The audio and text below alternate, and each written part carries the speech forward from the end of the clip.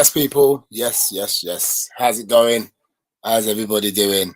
Hope all is well in the coronavirus. ArmChair Pundit back again for some punditry on ongoings, all things football. People, once again, I'm going to have to disappear for the first, 10 seconds. Give me 1 sec.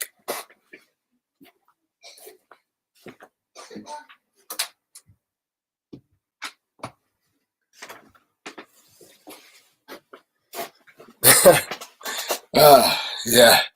So that's the thing, you see, when you're homeschooling and you've all got your children at home and you're working and you're trying to sort out your kids and you're homeschooling and this, that and the other, once in a while they come and see you while you're at your desk and they say, Dad, can I do this and this? You say, yeah, of course. Shut the door. And you know what they do, don't you? Yeah, they leave it open all the time. So that's an ongoing battle. Anyway, back again. How's it going, man? What's going on? Everybody cool? Yeah? Good. So, ArmChair Punditry, back again. And listen, man, we had Europa League, where yours truly, Arsenal Football Club, Champions League. And I think off my Gameweek 25 results, I missed 2 games. So I'm going to give you my overall prediction on those 2 games, what I had and what actually happened. Then I'm going to go through the Champions League and Europa League and some Arsenal small talk, for today's show. Let's get it in. So I missed, I think it was on, what was it, Monday? Monday we had Brighton versus Crystal Palace. Now, on my predictions, if you go way back into time, you can check it. On my predictions, I had Brighton Crystal Palace as 1-1. Obviously, it's known as some kind of weird sort of motorway derby. Can't remember, is it the A2? Something like that. I had 1-1. Why is it? I've lost my pen now. I had it here. It was sitting there, and now it's nowhere to be seen. I'm not sure where it is. I had 1-0. It finished 2-1 Palace. Now, I don't need to go into it with you lot, but I'm not going to go into it too much. But with the bottom 6 that I do on my overall prediction show with the ArmChair Pundit, it's not a good result for Brighton, but it's a great result for Palace, and with Roy Hodgson, great result. So well done, Palace. 2-1. On Tuesday, we had, who did I have? I had Leeds versus Southampton, right? So Leeds versus Southampton, and I had that again at 1-1. I thought it would be quite cagey. I thought it was under the lights, down at Ellen Road, no fans. I thought Southampton would have a bit about them, man. You know what I mean? Ralph Hasenhuisen, forgive my German. I thought he would have a bit about him. So, again, I'm not going to get into it. But anyway, Leeds won 3-0. And again, that does send Southampton tumbling down that league, as they are doing. They need to be very careful at this point. Not looking good for them. Anyway, let's get that out of the way. And let's move on to bigger things. So, Champions League, round of 16s. We had last week's results, and I think the cities of this world doing all the winnings and stuff like that. This week, we've got at Atletico Madrid, Real Madrid. I think Atletico Madrid, Chelsea, sorry. I think I might have touched on it already, but Giroud, go. Didn't even know he could move like that still. Chelsea winning 1-0. And Lazio, Bayern Munich. Again, Bayern winning 4-1. And then on the Wednesday, we had Atalanta 0, Real Madrid 1. Just the 1-0. And I've not really watched the Liga. I've not really watched the Liga, but, Real Madrid, I think Zidane's still there, Hazard and stuff like that. So I'm guessing they've got top ballers. I know they have, because Arsenal have got 2 of them Odegaard and Ceballos. We'll come into Ceballos in a minute. Yeah, what can I say? Real Madrid winning. Borussia Mönchengladbach, nil. Manchester City 2. And that's what you'd expect, really.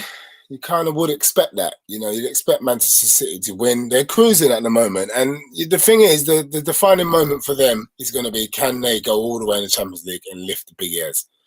Can they win the Champions League? Can Pep Guardiola win the Champions League at Manchester City? That's it for them. There's nothing else. They look like they've got the Premier League.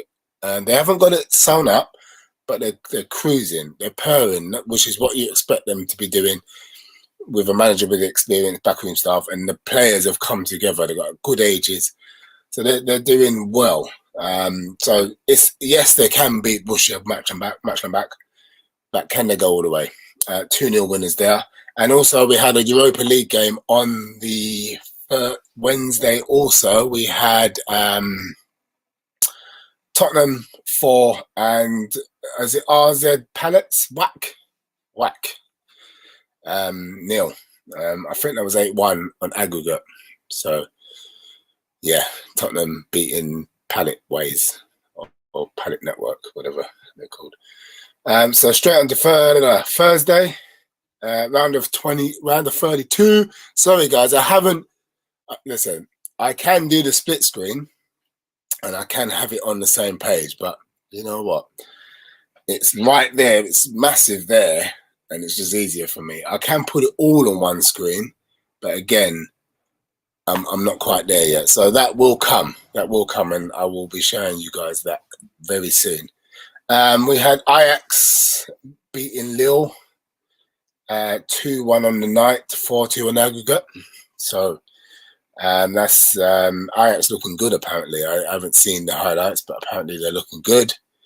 Then we had Napoli 2, Granada 1, and Granada winning 3-2 on aggregate. So the big game that everybody was, or the big team in the competition, as it were, being Napoli, going out 3-2 to Granada. So just shows, man, you know, it's everyone, you know, people were saying, you don't want to get them, you don't want to do this, you don't want to do that, you don't want to get them. And then look, there they go to Granada.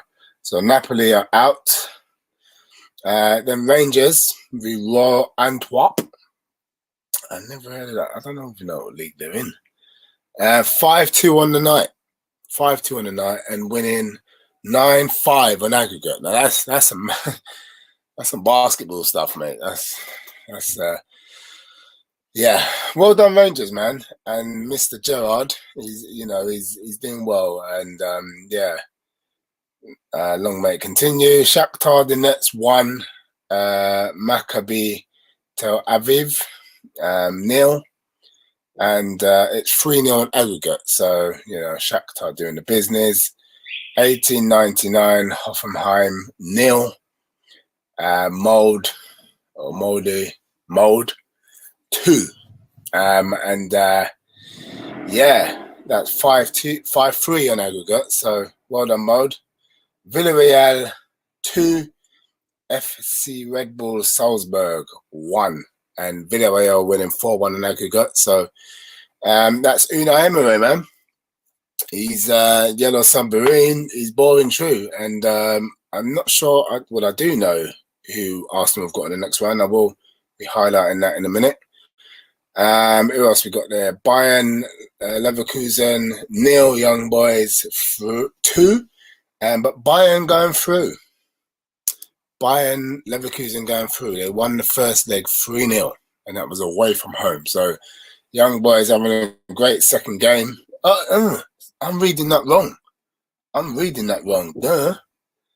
That is Bayern Leverkusen 3. This is aggregate.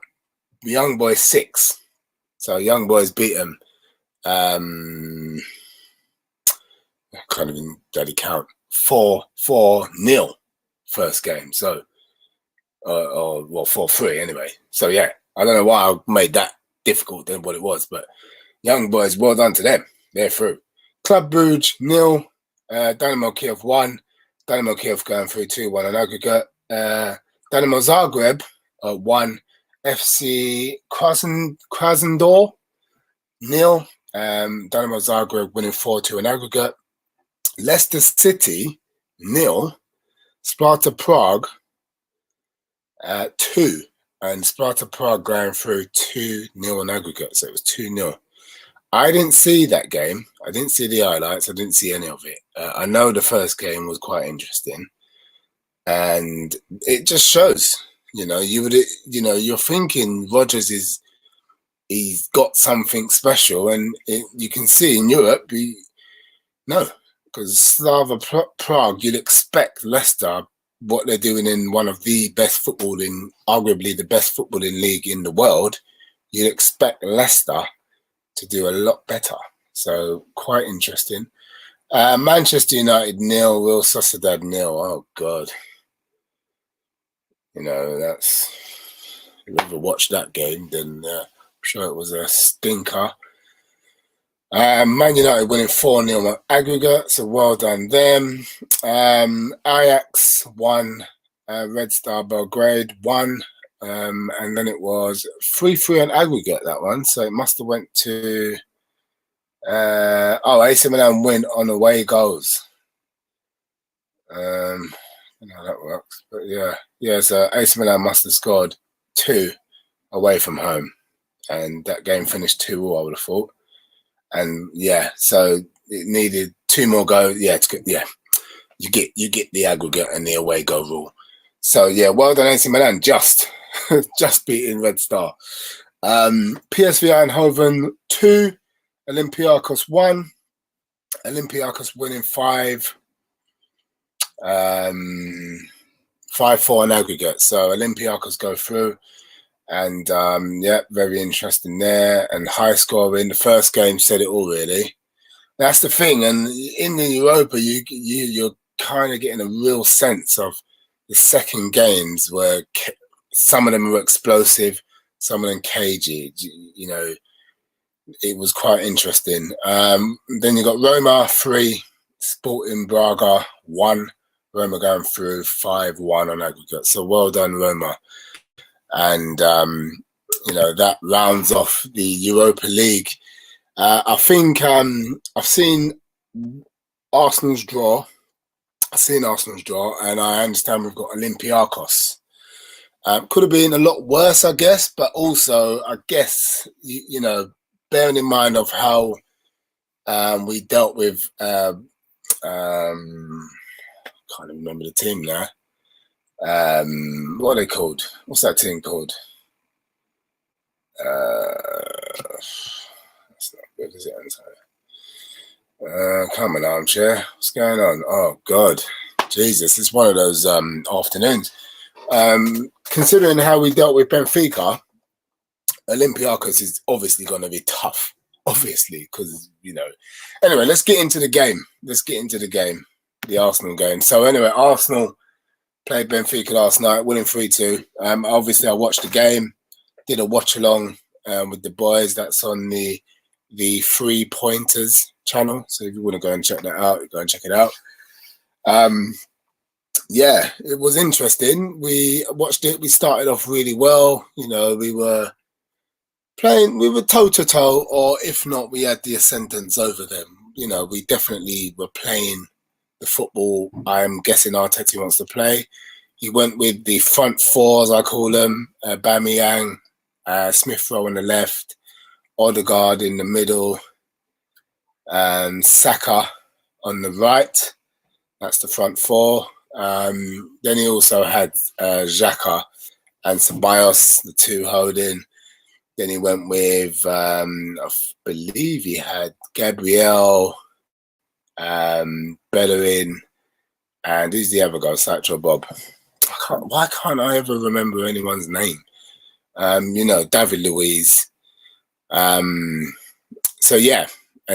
Kieran Tierney there as well. So, it was a good team. Leno and Go, good team, and we played well. We played well. Benfica had nothing to lose at this point because the game should have been over. Just going back to how some of the games went in the Europa, as I say, some of the first games were cagey or explosive. Our game, the first game was quite explosive because Aubameyang missed open goals and sitters. So, we made it more difficult than I think we should have. However, Benfica, to the credit of them, made it into a good spectacle. So we got the opener with Saka assist for Aubameyang. Great finish from Aubameyang. And it just pisses me off, really. It pisses me off because you're thinking to yourself, hold on a minute, Aubameyang, that's his bread and butter. Get a playmaker who can get the ball down, who can turn his body and play a pass. Aubameyang, that's all he wants to do. That's it. If you've got someone like, let's say, Pepe on the left, Saka on the right, you're feeding him, and you've got a playmaker who can pass. Come on. You can't tell me that guy's not going to score a lot of goals. Come on. He's going to score a lot of goals. So for whatever reason, Arsenal Football Club have told Ozil to fuck off, told him to get lost, didn't sign anyone, signed him, give him a new contract. This is Aubameyang now. Signed Lacazette, then signed Pepe, played him on the right instead of the left, so he has to cut back in. Like, come on. Yes, he's going to miss. He's allowed to miss. Aubameyang is allowed to miss because he knows the ratio of him scoring, if you give it to him all the time, he's going to knock. No one's going to care. Messi miss. I'm not saying as good as these players. I'm just saying Messi and Ronaldo miss sitters. If you're a striker, you miss a sitter. If you're a defender, you fuck up. You get sent off. Someone does score partial easily. But the ratio or the consistency of you doing your other job is so high that it doesn't matter. It doesn't actually matter when you fuck up because everyone's like, well, actually, you know what I mean? We can clearly see you do so good with the other one. We don't mind what's going on this side. And that's the problem with Arsenal Football Club. That's the problem with what we're dealing with there. And that's why we see ourselves in this problem because you can clearly see with the way he's finishing, with those simple passes, and even he had the goal disallowed, you can clearly see he's a goal scorer. All right. They scored a wicked goal though. They got the free kick. Top bins, bro. Can't complain. Can't complain. Top bins. And then that brings me on to my beautiful point with Ceballos.